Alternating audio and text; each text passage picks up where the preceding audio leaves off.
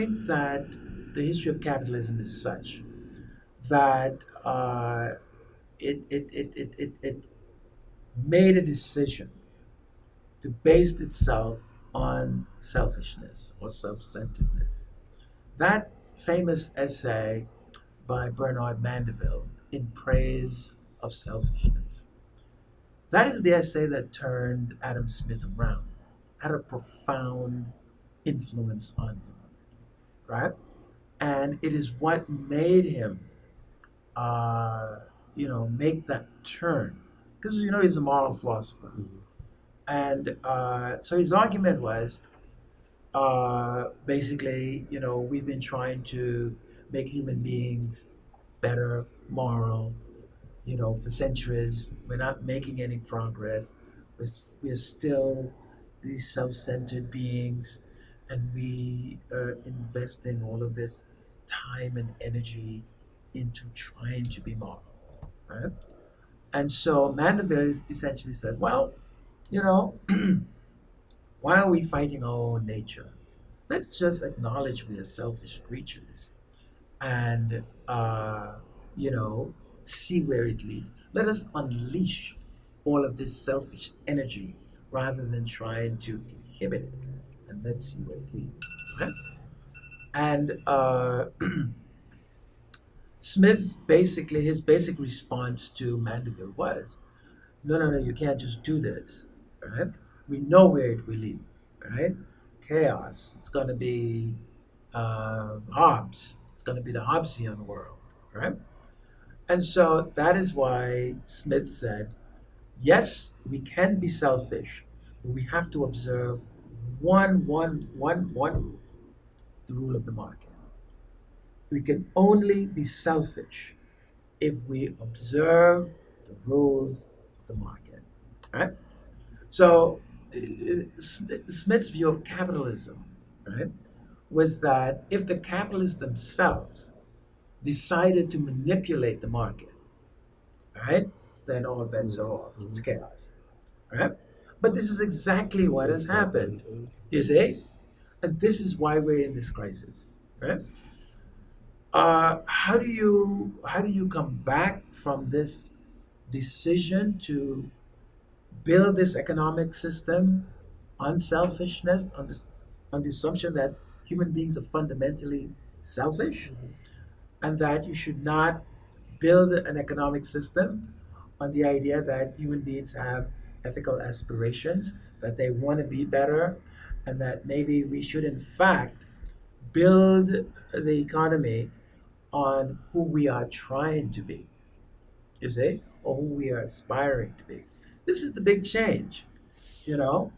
And I don't know if we're just going to have like, you know, another major economic crisis, mass levels of poverty, and all of that to reawaken that sense of responsibility that was there before. A sense of responsibility that was just such a profound part of the African economic tradition. This sense that the way the system works in the normal course of the year, these inequalities don't really represent something fundamental about differences between human beings. It's just the way the system works. And for people who benefit, for them to think, well, yeah, this is me. And for those who do not benefit, to think, well, geez, I'm just so bad, right? There was a sense that this wasn't true, you see? And that's why you always had this mechanism to redistribute. Right? And this is what has gone out of modern economic thinking. And I really think that we in the Caribbean have to come up with our own way of thinking about how we want to build economies. That, well, I think our problem right now is that we have to strengthen our entrepreneurial uh, performances. They're certainly not competitive internationally. We have to work on that.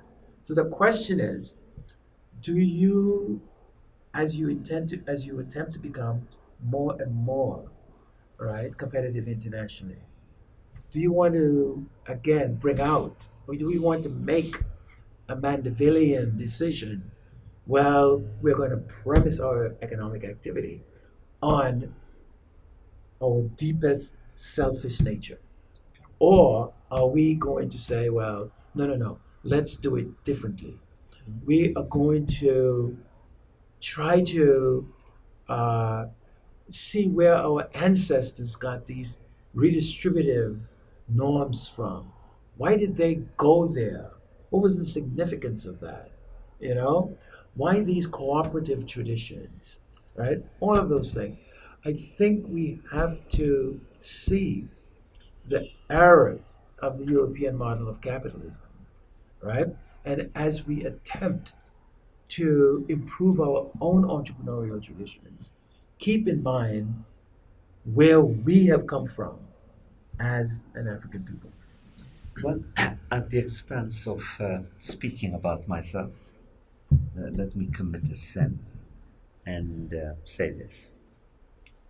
For the past 20 years, I think, in a series of books, at least 5 of them, I've been struggling with developing an alternative vision of justice that draws out from Egypt, most particularly an old mythical, poetic Egyptian metaphor symbolized through the presence of a woman, a feminine principle called Ma'at,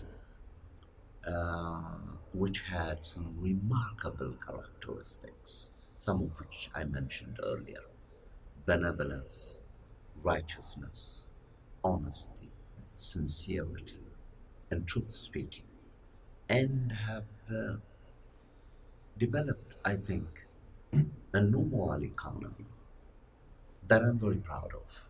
Had I been a Caucasian teaching at Harvard, I think my name would have become a household name.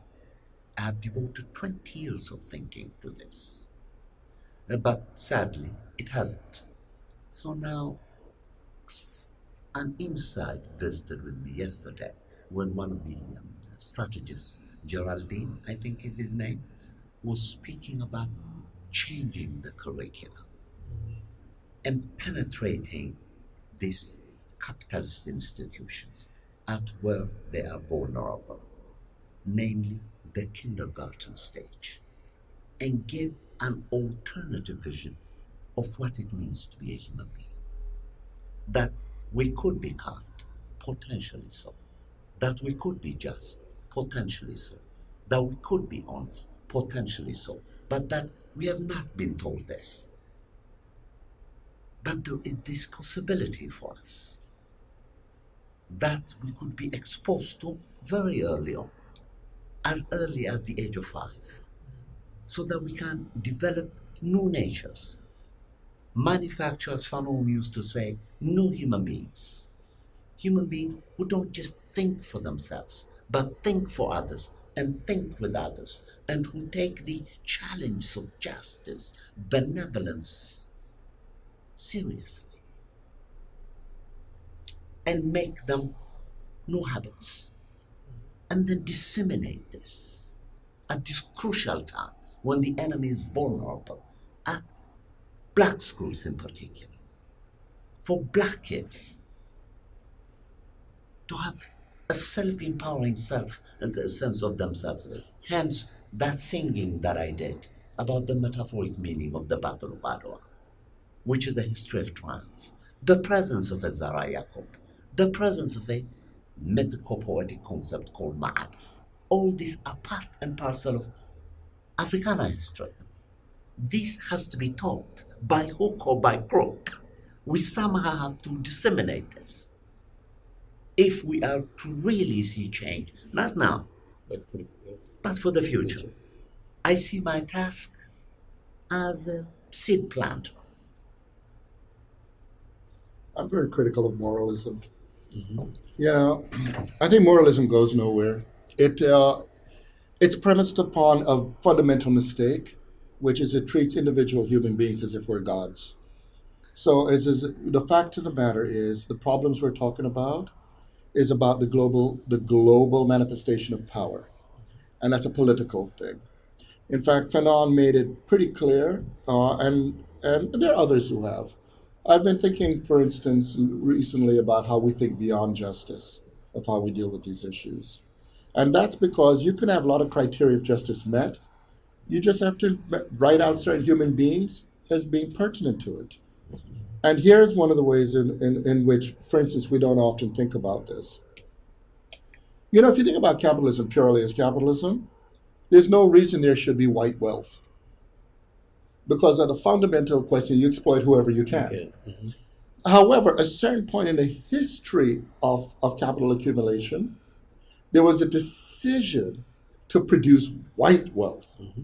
And it was done, you know, white people, structurally I'm talking about, have a certain relationship to the world because in certain nations, and there are studies of this. There's a wonderful book by a man by the name of Bob Vitalis, but there are others who have looked into this. There was a decision, a lot of what became known as international law was really about how to organize the world to cultivate white supremacy.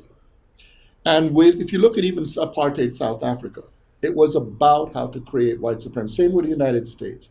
But what was striking was in order to create white supremacy, not simply capitalist supremacy, you had to have a mixed economy of a social welfare state for whites to create a certain level that they could always maintain above other groups of people. Mm-hmm. What that does empirically is to demonstrate that a social welfare state actually works. Of course. You see? That's the thing. Now, the point is, if you look at any time radical equality is posed, then there's a declaration that it doesn't work, but it's not done empirically. It's simply declared because at this moment is the idea for it to have an equal access to it. Now, here's the problem. The problem is we tend to look at political economy, a lot of social conditions, as if the conditions under which we face them historically today are identical to the conditions under which they were posed before. However, our condition today is not, and I would pose, not a question of internationalism. Our situation is a situation of globalism. Mm-hmm. And a lot of people don't know the difference between the global and the international. Mm-hmm. The thing in the past is that there were fewer people on the planet. The technological resources of communication were much more limited. And so people lived on a larger planet in a larger relation to the world. We live on a smaller planet. Everyone in this room right now could within under 10 seconds know what's happening in Japan, what's happening in Uganda, any part of the world. In addition to that, the conditions under which people make a living required a flow of people. So the first thing we have to bear in mind is that I actually take the position that we're thinking politically and economically in an archaic way, that we need a world of global federalism. But that's not, and people would say, well, how would that happen? People are going to cling to their interests. Well, there are a lot of things people cling to, but already at the information level and at the financial level, we have set an infrastructure for all these things. The fact of the matter is everywhere in the world relates to everywhere else. And one of the things we have to bear in mind is that racist history is there. But right now, in the world, there are black, rich people. But it does not translate because we do not have a global project of black development the way there was a global project of white development. Oprah Winfrey is not going to change the lives of black people. We can go through the people who own, for instance, ABSA Bank. We could go through people who have technological companies. There are many black people out there. There are black people who have created industries from Nollywood to all kinds of other areas of the world, from entertainment and others. The problem right now, however, is that we are going to have to be more imaginative, which is, I think, part of what Paget and Teodros, using Fanon, are hinting at, in terms of how to deal with the indigenous conditions of our time. And right now, one of the problems we have is we're fighting the wrong battle. If you look at the battle being fought right now, one group, we're fighting for which past century we want to be in. So you have the current group of kleptocrats and plutocrats right, the Trump types, they're trying to find a way to push us into the 18th century. You have the other kind of imperialist type thinking of the 19th century. You have some people who are still stuck with early 20th century form of Marxism. But a lot of people are not really thinking about what 21st century issues are.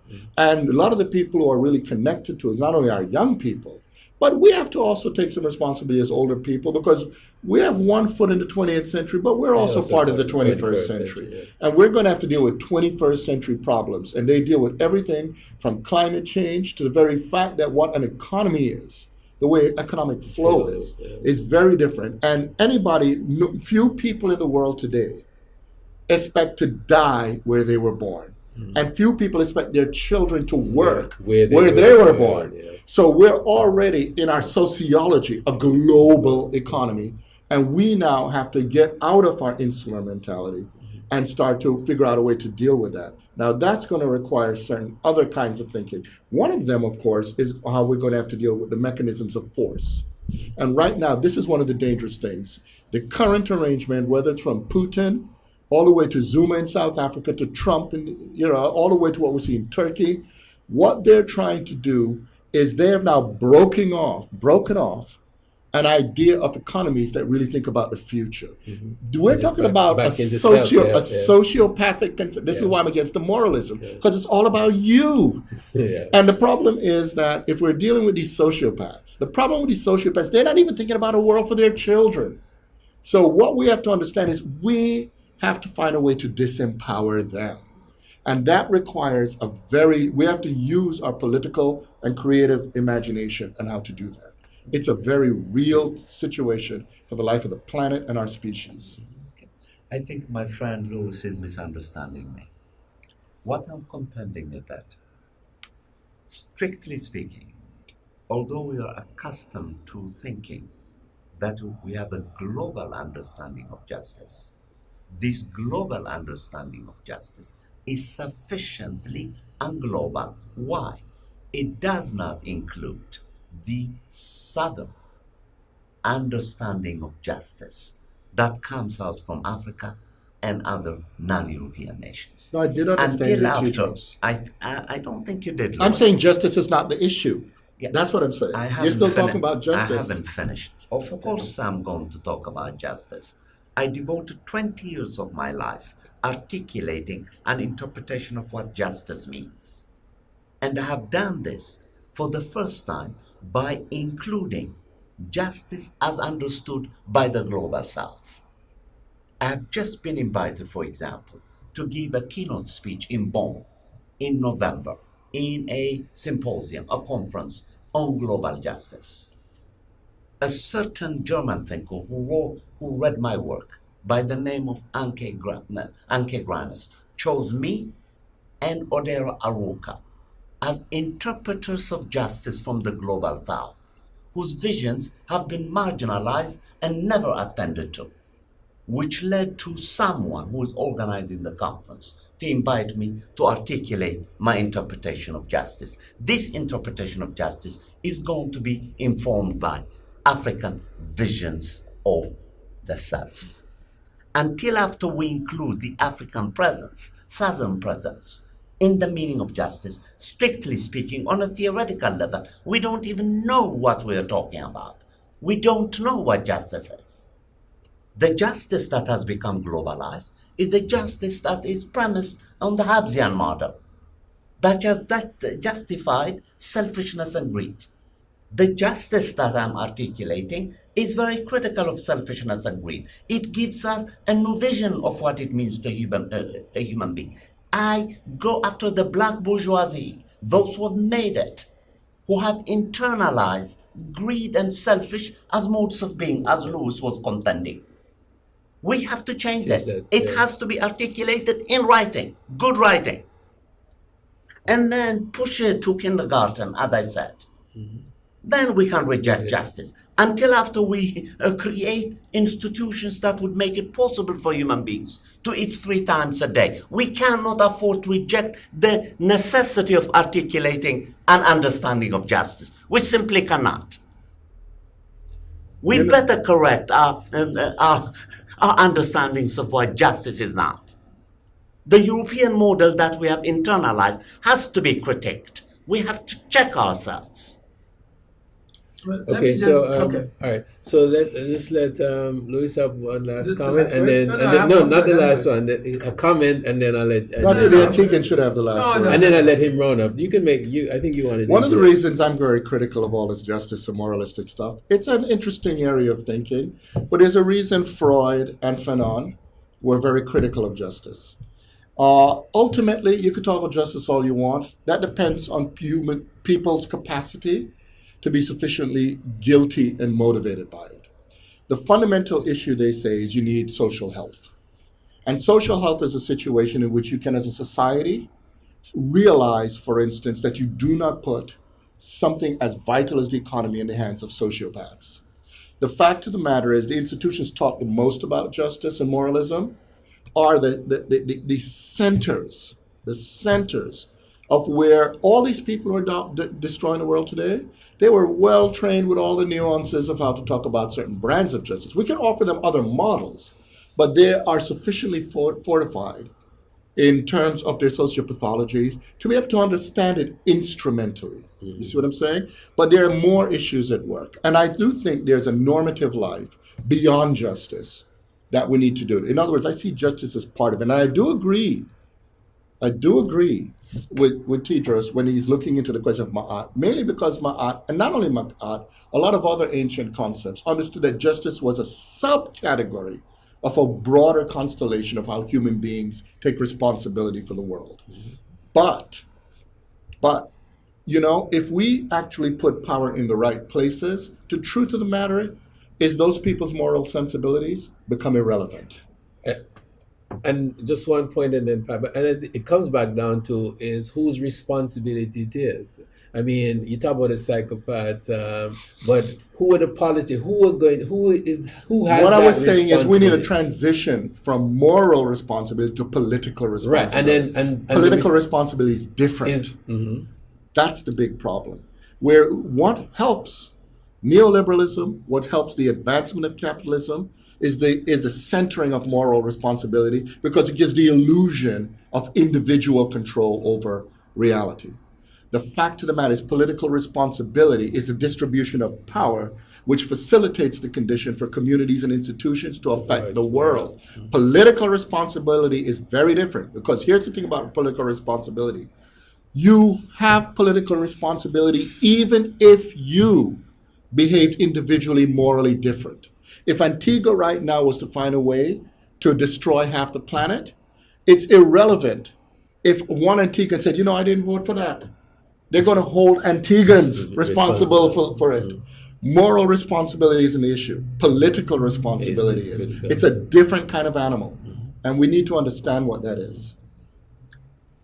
Okay, Teodros, and then Paget, and then In fact, Let the I guests find myself sure. agreeing tremendously with Louis. In fact, the whole purpose behind re-articulating a global justice that embraces the contributions of the global south will logically lead to the dismantling of these institutions that are impervious to this new global justice that, among other things, is going to disempower them and take these monies and inheritances in their hands, which have been made theirs unjustly.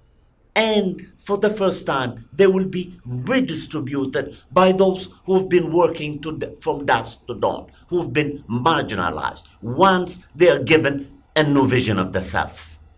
In fact, the political responsibility that he speaks of cannot help but necessarily become an outcome of this new global justice. It's going to require kicking ass. Of course, everybody knows this. Well, we could continue that debate elsewhere. Yes. Let's just say that I want to debate Lewis. We'll debate it. And so, One in fact, what we have here is really a prime example of individuals speaking freely and lovingly and critically. And so that's what the whole process is. But I think at the end of the day, we do see that it's all the political structure is important. And even what Paget was talking about within the whole African concept is that it would be useful to assess and analyze how did it function, how the responsibilities, the good governance, and because those are the things that we're missing now, and we have to get back to good governance and the more responsibilities. And I'm sure a lot of what Fana and etc. have written about, we have to start beginning to look at that in its proper perspective and holding the politicians or the political system up to having the responsibility to create the environment in which we can have this transformative change. One thing, just very briefly for the audience, we keep saying Fanon, but I just want the audience to know Frantz Fanon is a francophone Caribbean intellectual from Martinique who is one of the great political, philosophical, and psychiatric thinkers, not only of the 20th century, but just to get a sense that Fanon's thought was held by many in the Black radical tradition. His ideas were considered the handbook of the revolution. So at least, even if it's just for a moment, look up on Google or whatever the name Frantz, Frantz, Fanon, Fanon, because we're mentioning his name, and I realized that some people may say, "Who the hell is this guy they're talking about?" Now